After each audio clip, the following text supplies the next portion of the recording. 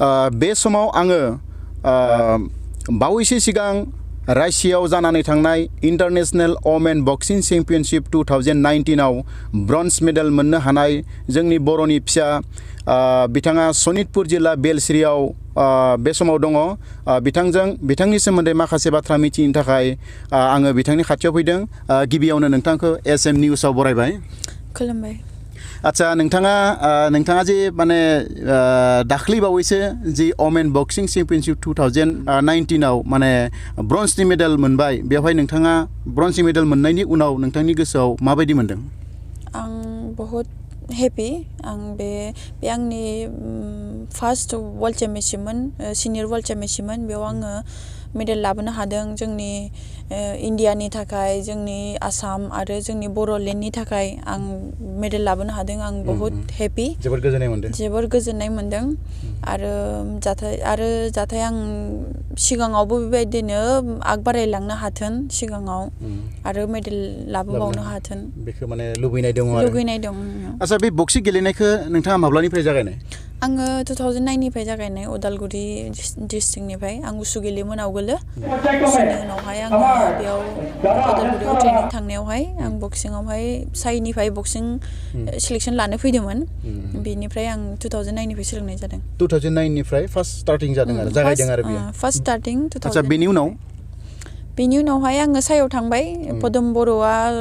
साइ सिलेक्सन लानो फैदोंमोन नालाय बेयाव सिलेक्सन जाना थांबाय आङो बेनिफ्रायनो स्टार्ट जाबाय आरो आंना 2009 आव आं सोलोंबाय बेसिक वगैरह सोलोंबाय ओमफ्राय 2010 निफ्राय स्टार्ट खालामदों 2010 निफ्राय मोजां माने स्टार्ट खालामबाय आरो दाथ' एकदम माने नेशनेल इंटरनेशनेल लेभेलसिम सहैबाय आरो गोबां मिजिं दङ बेनिख्रुइ आरोबाव सायाव थांबावनायनि थाखाय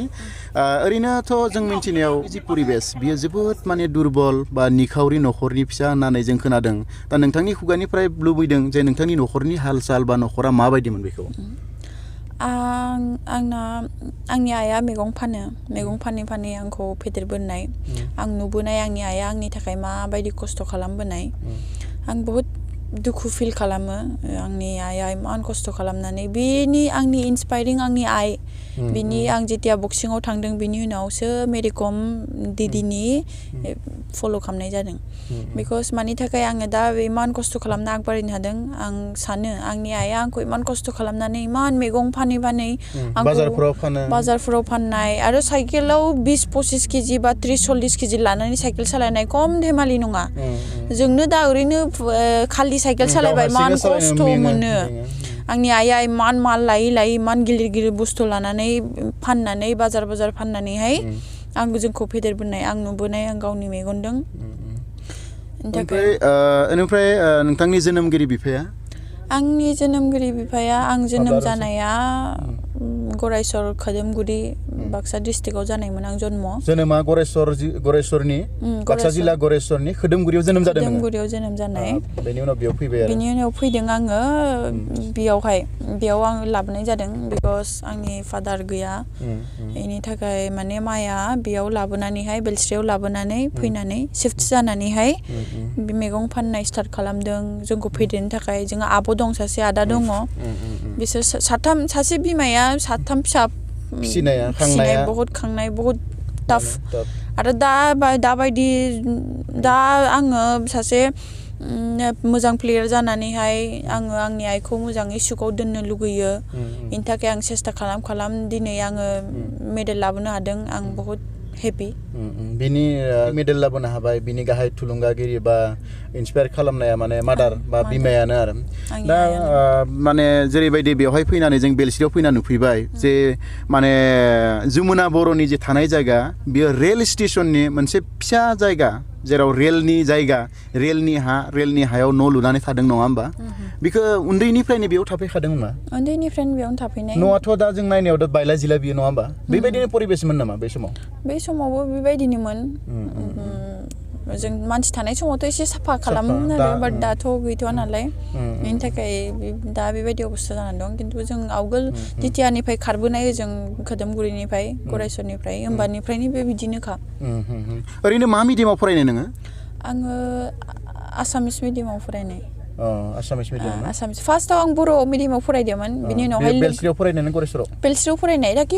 बर' जों खोदोमगुरिनिफ्राय बहुत उन्दैयावनो आं जेबो मोनथिया बुजिया दा आइमोना खोन्थानायावसो मिथिबाय जे खोदोमगुरियाव जोनोम जादों बिनि उनाव बेयाव फैदो होननानै नङा होमबा बिनि उनावसो मिथिदों एने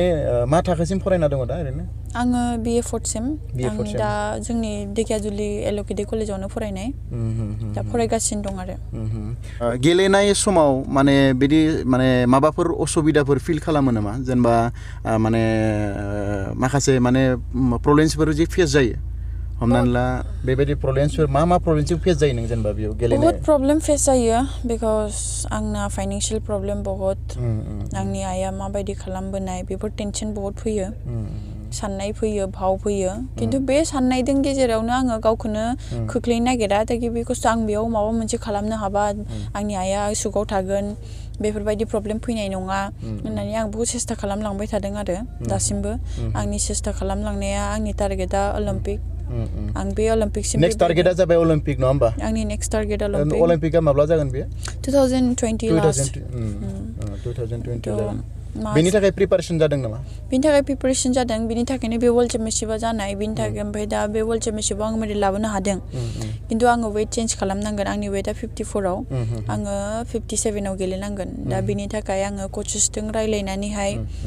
डिसकास खालामनानैसो बेखौ सोलायनाय जागोन ओरैनो रासियानिफ्राय माब्ला फैगोन नोंथाङा बेयाव आङो रासियानिफ्राय दिल्लीयाव फैदों 15 तारिखआवहाय ओमफ्राय आं न'आव फैदों नै मैयाबावसो सफैदों मैया सफैदों नङा होमबा दा नोंथाङा फैनाय लोगो गुबुन आफादफोर माने गासै बर'नि आफादफोरा नोंथांखौ बरायदों आरो आसाम सरकाराबो नोंथांखौ बरायदों आसामनि गुबुन गुबुन आफादफोराबो नोंथांखौ बरायदों दा बे समाव नोंथाङा माबायदि मोनदों गावनि गोसोखौ आं बहुत प्राउड फिल खालामदों जोंनि हारिनि थाखाय जोंनि बे आसामनि थाखाय इन्डियानि थाखाय ताकि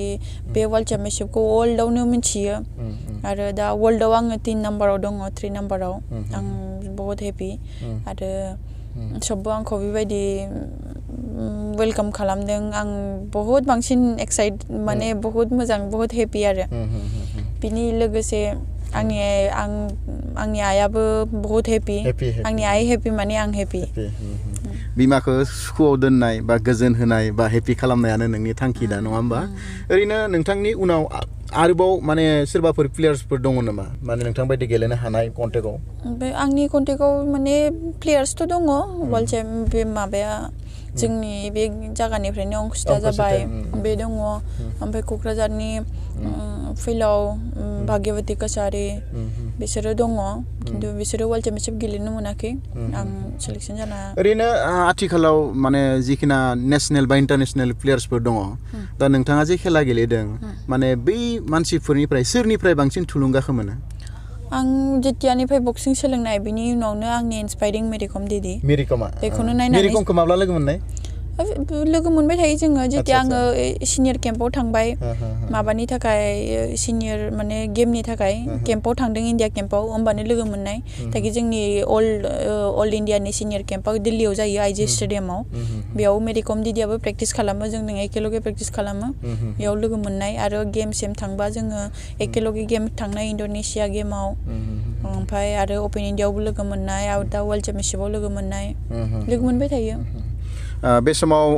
जमुना बर'आ जोंनो गोबां सम होबाय आरो बे समाव आं नोंथांखौ सोंनो लुबैदों जे जोंनि इयुन जेनेरेसनखौ नोंथाङा मा एडभाइस होनो लुबैयो नैबे बिथिङाव आरो आं एडभाइस होनो लुगैयो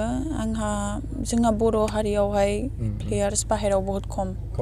बुंनो थाङोबा गैयानो बेनि थाखाय आं लुगैयो स्पर्ट्स मिनिस्टार आरो सरकारा जेबो खमि होआखै दा प्रेजेन्ट दा जालांगासिनो बहुत हेल्प खालामगासिनो खालि प्लेयार्स खम जोंनि बर'निफ्राय बर' हारिनिफ्राय बा आसामनिफ्राय आरो जिखुनु बेनि थाखाय आं सानो जोंनि बर' बांसिन लुगैनायाथ' सबबो लुगैखागोन आं सासे बर' मानसि हिसाबै आंनि गावनि हारिखौ आं बांद्राय लुगैगोन आगबारिलांनाय बेनि थाखाय आं लुगैयो जोंनि बर' हारिया जेसांखि प्लेयार दङ ओरैनो गेलेनाय आरो ओरैनो आं बाङावहाय टाइम हेगारो बेखौ गारनानैहाय जुदि एसे गेमाव फोकस खालामोबा आगबारि लाङोबा बहुत स्ट्रं जोंनि बर' हारिया जोंनि बर' फंबाय बिदा बिनानावमोनखौ नुदों आङो फिजिकल बहुत स्ट्रं मेन्टेलिबो बहुत स्ट्रं मात्र माने नाजानाय एसे थायोब्ला आरो स्कपआथ' एभेलेबेल नङा होमबा दा नों जेरैबायदि एसे स्कप मोनदों गाव मोजांब्ला गाव मोजां गेलेनानै देखायनो हायोबा दिन्थिनो हायोबा स्कपआ गोबां दङ दा बे समाव जोङो जमुना बर'निफ्राय माखासे बाथ्राखौ मिथिबाय गोबां बाथ्रा सोंनांगौ दङमोन इयुन समाव जोङो बिथांनि खाथियाव फैबावगोन मानो होनना बुङोब्ला बिथाङा आरोबाव गोबां माने हाबाफारियाव नुजाहैनांगौ दङ दिनै गोबां जायगायाव बरायनाय हाबाफारि लादों कलेजाव लादों बेलस्रियाव लादों आरो गोबां जायगायाव माने बिथांखौ बरायनो थाखाय लादों दा ओंखायनो जोङो बे समाव बिथांनिफ्राय बिदाय लानो सानदों नोंथाङा जोंनो गावनि गोनां समखौ दोननानैब्लाबो जोंनो एसे सम होनायनि थाखाय नोंथांखौ जोङो SM निउसनि जानानै फिन खेबसेबाव साबायखर जासिबाय आरो नोंथांनि जि सिमां जि थांखि बेयो जाहाथे जाफुंसारो बेखौ जोङो आफा अफं गसाइनियाव आर'ज गाबनानै नोंथाङा जाहाथे दावगालांनो हायो बेखौ जोङो आफा अफं गसाइनियाव आर'ज गाबबाय जोबथारनायाव नोंथांनो फिन खेबसेबाव साबायखर जासिनानै जों दिनैनि जि